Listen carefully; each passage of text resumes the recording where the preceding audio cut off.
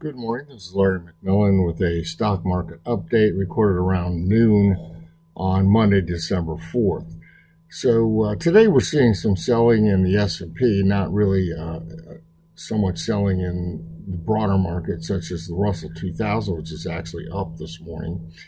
But overall, the situation is still very bullish, and we are seeing some overbought conditions, of course, because we've come up a long ways in the last month, but still, we don't have any confirmed sell signals yet. They may begin to come in here in the next few days. We'll just have to see. The S&P chart has a bunch of gaps on it. The top one that would be probably beneficial to close that one would be a pullback towards 4420. 4400 was the breakout, so it's often healthy to pull back towards the breakout level and then advance again. So we may be in the process of doing that. It's unclear, really, at this time. On the upside, the index almost reached the 2023 highs at 4610 on Friday. That did obviously provide some resistance since we're backing off from there. But if that is overcome, then the all-time highs at 4800 would be the next target.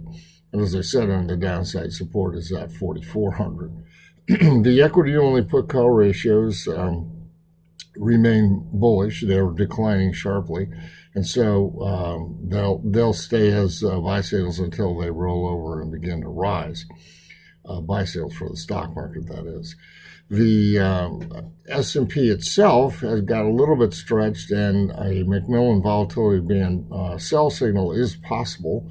But S&P would have to pull back to 4533 in order to generate that sell signal. Brent has been stronger again now, and so it would take at least 2 days of negative Brent. Today will probably be one, although not clear with the IWM Russell 2000 doing well. But it would take at least 2 days of negative Brent to generate sell signals from our Brent oscillators, maybe even 3. So that's really not going to happen right away either. The new highs versus new lows actually generated a new buy signal on Friday. We had more than 100 new highs on the New York Stock Exchange on both Thursday and Friday, and that constitutes a buy signal. So that's a little bit against the, conventional wisdom that we're overbought and ready for a pullback. I don't know. But it is a buy signal. We are acting on that. VIX remains very low, down around 13, 14. And while that could be considered another overbought condition, I'm not really too worried about that until a VIX starts to rise at least 3 points from its lows.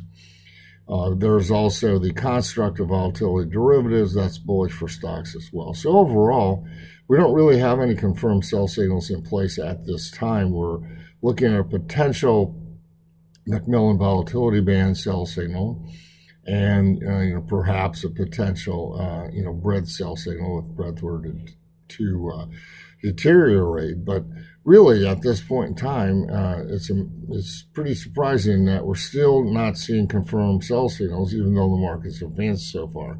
So we're maintaining a core bullish position, and we will trade other signals around that as they occur.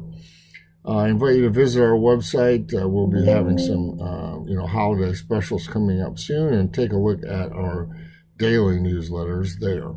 Meanwhile, have a great week trading.